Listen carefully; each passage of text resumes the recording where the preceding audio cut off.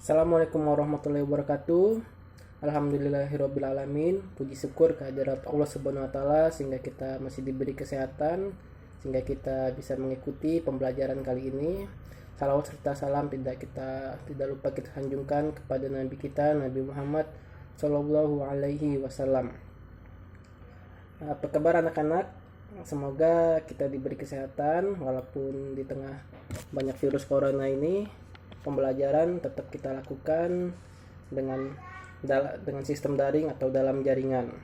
Mari kita buka pembelajaran kali ini dengan lafaz basmalah. Bismillahirrahmanirrahim. Materi kali ini adalah materi SKI Sejarah Kebudayaan Islam yang bertemakan gelombang pertama hijrah ke Madinah. Gelombang hijrah ke Madinah. Nah, pertama-tama kita harus mengetahui apa yang melatar belakangi Rasulullah hijrah ke Madinah. Dapat kita lihat di sini bahwa selama 13 tahun hidup di kota Mekah, Rasulullah SAW serta para pengikutnya sering mengalami cobaan besar dan siksaan yang sangat pedih. Di samping itu hak mereka juga dirampas, mereka juga diusir, disudutkan, dan harta benda mereka disisa. Pokoknya banyak sekali kezaliman yang dilakukan oleh kaum kafir Quraisy terhadap Rasulullah SAW di Mekah. Seperti sahabat Bilal bin Rabah yang disiksa, tetapi Bilal dengan keimanannya dia tetap memegang agama tauhid dan tetap teguh mempertahankan keimanannya. Di Mekah juga Rasulullah dihina oleh kaum Quraisy setelah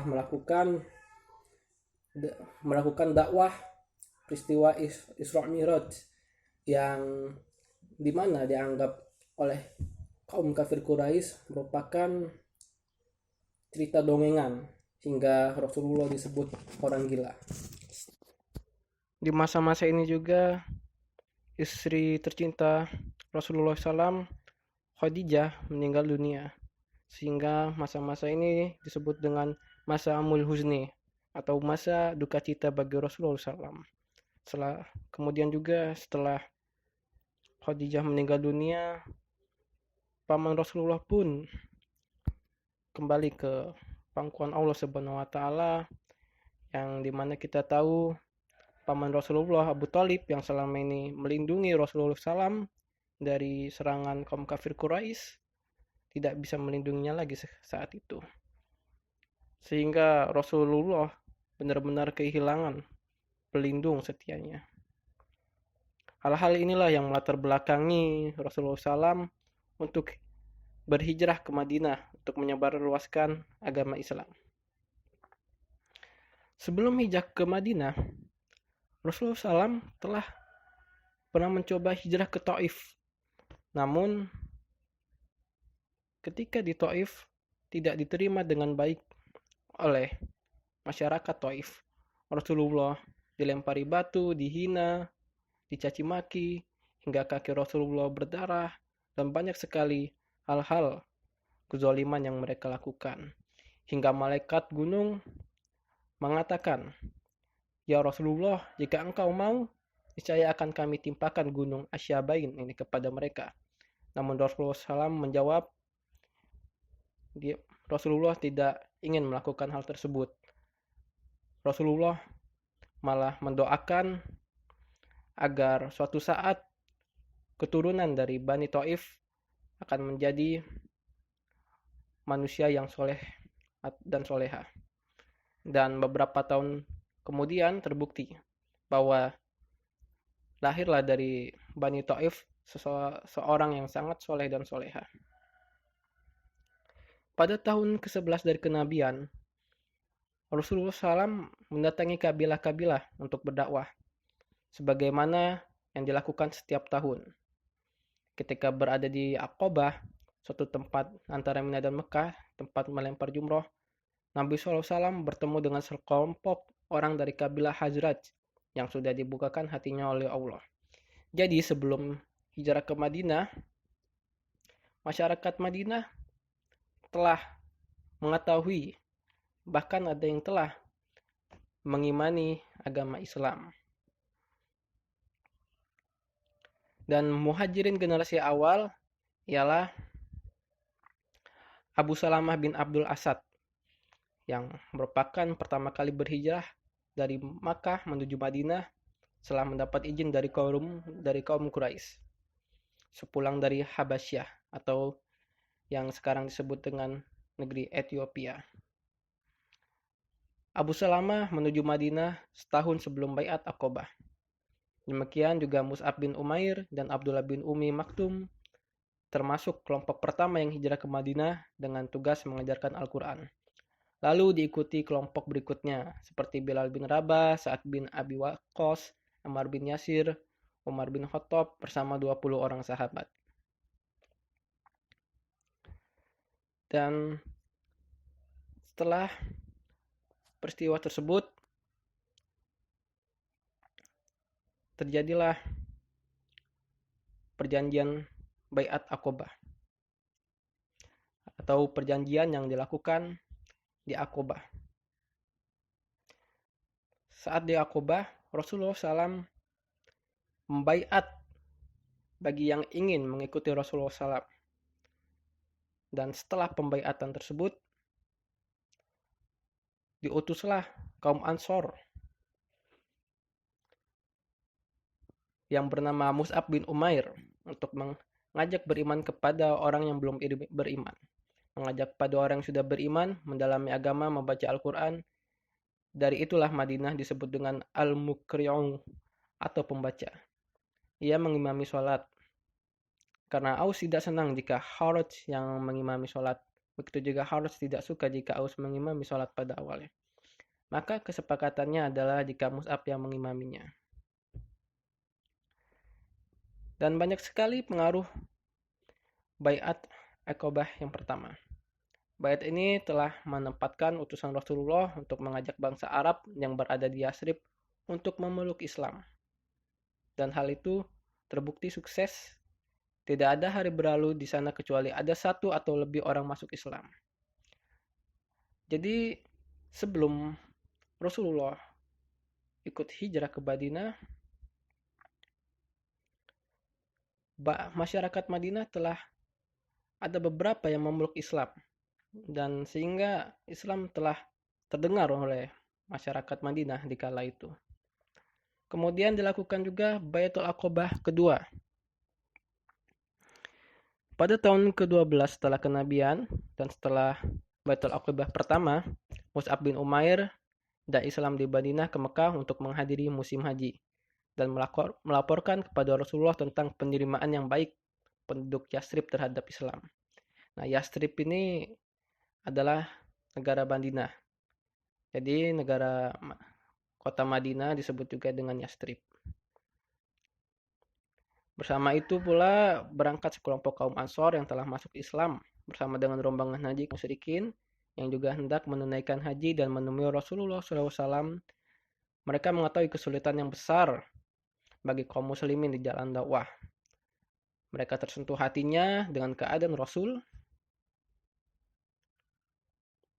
Mereka tersentuh hati ketika saudara-saudara mereka diintimidasi, dizolimi saat di Mekah.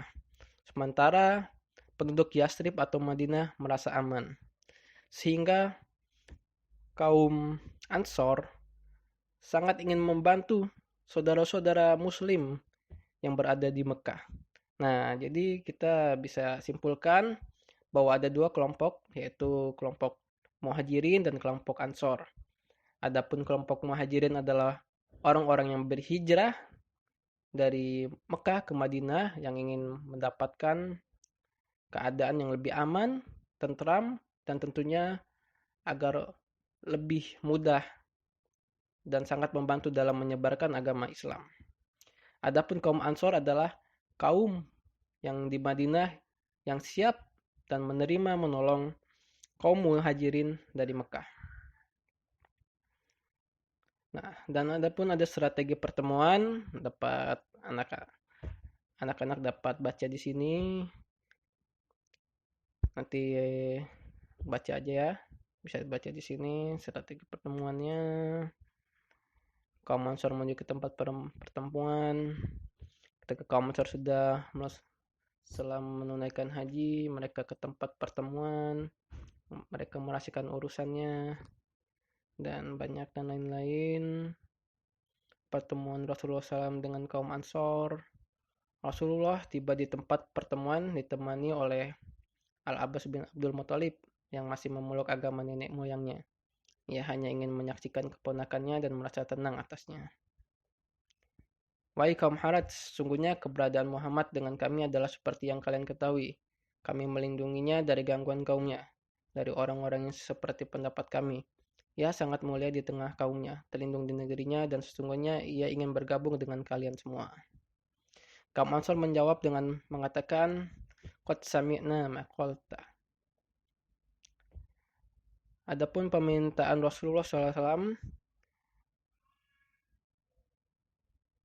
yaitu mengajak mereka berislam. Lalu kaum di Madinah menerima ajakan tersebut.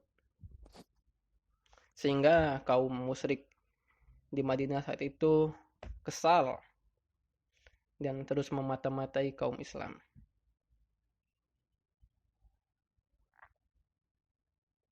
Nah, ini bisa anak-anak bisa baca di sini naskah baiatnya. Kemudian nah ini bisa dibaca ya nanti.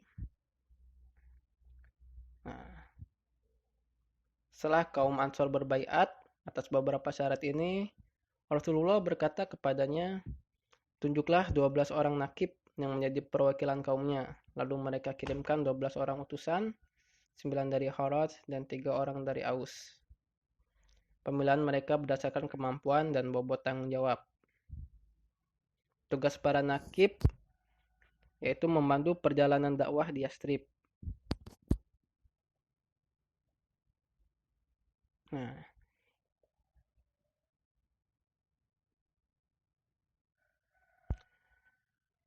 adapun yang mendorong Rasulullah untuk menugaskan kaum muslim untuk hijrah ke Yastrib ialah adanya wahyu dan izin Allah untuk hijrah, adanya penerimaan kaum Aus dan Khawarij di Madinah, adanya permintaan dan perjanjian kesetiaan, adanya siksaan dan ancaman yang semakin hebat dari kalangan masyarakat jahiliyah, dan sejarah dakwah Rasulullah periode Madinah. Yaitu adapun arti hijrah ialah meninggalkan perbuatan buruk untuk melakukan kebaikan, pindah dari negeri kafir ke wilayah Islami. Tujuan hijrah ialah menyelamatkan diri dan umat Islam dari tekanan ancaman dan kekerasan kaum kafir Quraisy, dan agar memperoleh keamanan dan kebebasan dalam berdakwah serta beribadah sehingga dapat meningkatkan usaha-usaha dalam berjihad di jalan Allah Ta'ala. Dakwah Rasulullah selama di periode Madinah berlangsung selama 10 tahun. Materi dakwah di Madinah selain 89 surat turun di Mekah, juga turun 25 surat di Madinah. Isi materi surat di Madinah kebanyakan tentang masalah sosial kemasyarakatan. Adapun peperangan yang dilakukan oleh Rasulullah bertujuan untuk membela diri, menjamin kelancaran dakwah, untuk memelihara umat Islam agar tidak dihancurkan oleh bala tentara Persia dan Romawi. Adapun usaha-usaha Rasulullah dalam mewujudkan masyarakat Islam di Madinah ialah membangun masjid, dan banyak sekali fungsi-fungsi masjid sebagai untuk sarana ibadah, pembinaan, pertemuan, belajar, sosial. Kemudian adalah untuk mempersaudarkan antara kaum muhajirin dan ansor, perjanjian saling membantu antara muslim dan muslim, meletakkan dasar-dasar politik, ekonomi, sosial Islami. Dalam perjuangan dakwah Nabi SAW, hijrah Nabi titik awal dakwah Nabi SAW periode Madinah. Itu substansi dakwah Nabi SAW di Madinah, membina persaudaraan Ansor dan Muhajirin, membentuk masyarakat yang berasas Islam, prinsip-prinsip kemanusiaan, mengajarkan pendidikan, politik, ekonomi, dan sosial.